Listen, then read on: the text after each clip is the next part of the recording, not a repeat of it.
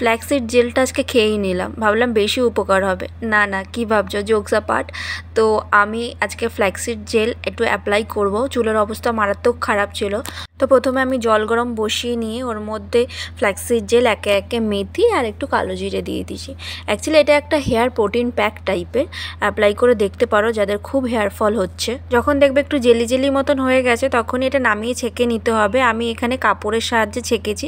তারপরে না একটা বড় দাঁড়ের চিরুনি দিয়ে চুলটাকে ভালো করে আঁচড়ে নিতে হবে। আঁচড়ে নেওয়ার পর তারপরে স্ক্যাল্পের লেন্থে ভালো করে অ্যাপ্লাই করব। এটা অ্যাপ্লাই করার কারণ হচ্ছে যাদের হেয়ার ফল হয়, আমার কদিন আগে খুব হেয়ার ফল হচ্ছিলো, যার কারণে আমি এটা প্রত্যেক উইকে একবার করে অ্যাপ্লাই করছিলাম। তো রেজাল্ট খুবই ভালো।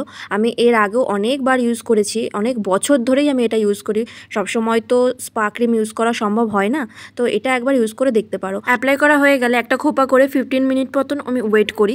তারপরে একটা মাইল্ড শ্যাম্পু দিয়ে আমি শ্যাম্পু করে নিই। আফটার ওয়াশ তোমরা দেখতেই পাচ্ছ রেজাল্ট এত সিল্কি হয়েছে। আমি কোনো রকম কন্ডিশনার বা সেরাম ইউজ করি না। মাত্র 40 টাকা এই হেয়ার প্রোটিন প্যাকটা বাড়িতে ইউজ করে একবার দেখতে পারো।